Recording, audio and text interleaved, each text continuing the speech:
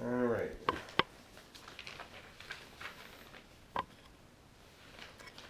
So we're now in the 6th inning. We had one player walk, and Tom's gonna try to bunt for a bunt. All right, so we've got what do you call it? So Steve Vaughn led off, pinch hitting for the pitcher, and he was able to walk. I replaced him with Tom Lawless, who's got a little more speed to get speed on the bases. We have a pinch runner in here, and now with Coleman and Paul electing to play the infield normal, I'm going to try and bunt a hit for a hit with Coleman. Let's see what happens here.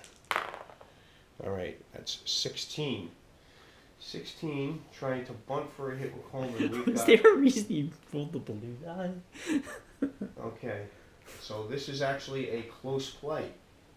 All right, that helps us here. Close play. Okay, so we have Coleman, who's a 5 base running, and a close play. This is good for us. So let's see, he might get a hit out of this. 46, close play, 46, 5 base running, and this is going to be a bunt single. Coleman's successful. Save for first, runners advance 1 base. Okay, so Coleman's bunt for a hit is successful, and us playing Cardinals baseball is working here with us down a run. So we're going to stay live and see what happens for the rest of this inning. We got a slightly above speed runner at second, and we've got Ozzie Smith up, and this is extremely interesting with Ozzie up because I could bunt both of these guys over and put 2 guys in scoring position, which would make things extremely interesting. Ozzie being a great bunter. Or I could swing away, and Ozzie does not strike out against righties. This would be interesting. This would be interesting. You know what? Normally I would bunt in this situation. We're going to let Ozzie swing away.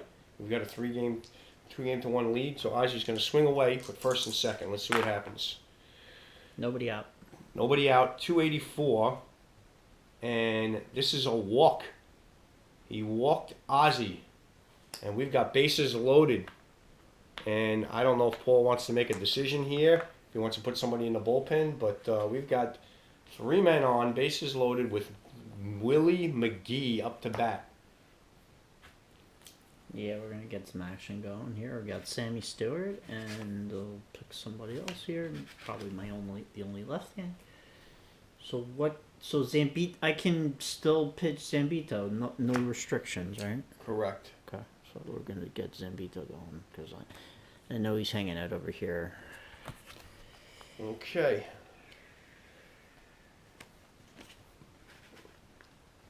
Yeah, we do Zambito. So Zambito and Stewart. All right, so we've got Oil Can Boyd still in. We've got Willie McGee, who batted .356 against righties that year. And Paul, are you playing the infield normal? Yeah, we're going to be normal here. All right, playing the infield normal. He's going to try and go for the double play. Willie McGee he was very, very fast, but he did ground into a lot of double plays. That would give us a run and tie the game. I guess I could live with that. But base hit would be better. Let's see what happens here. All right, Willie McGee, 679. That's going to be on your card, 679. Willie McGee, batting lefty. Let's see what a 679 yields. High fly to right field. All right, so we've got a high fly out to right field. I've got Lawless in at third here. And what's your right fielder's arm?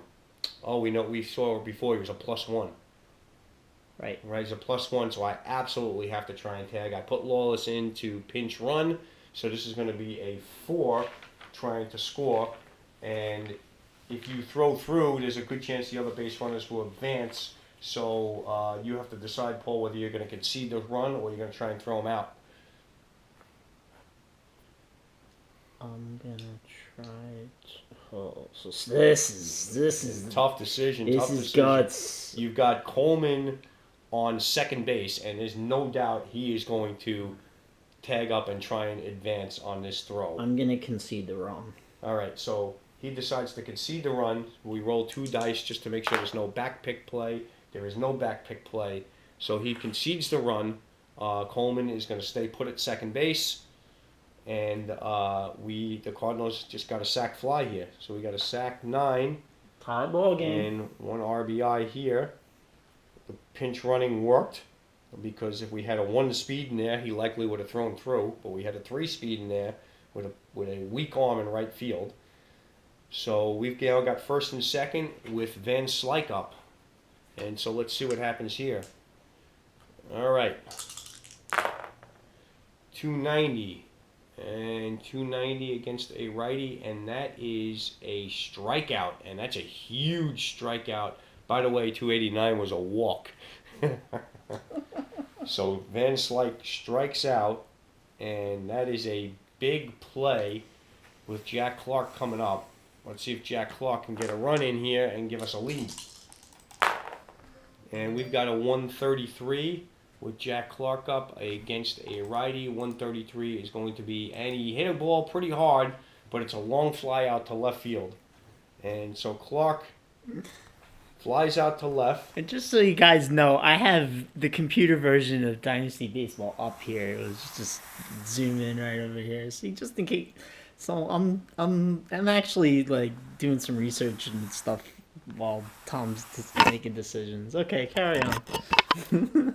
Okay, so inning is over, but the Cardinals have tied the game at 3. Again, we are playing the old version, and I call it the oldie but goodie, and we have modified some of the charts to make things what we felt was better and more realistic. And so we have a 3-3 game, and that's probably about what would be happening back then. So we are moving into the 7th. We will bring you back next time we have a big play coming up.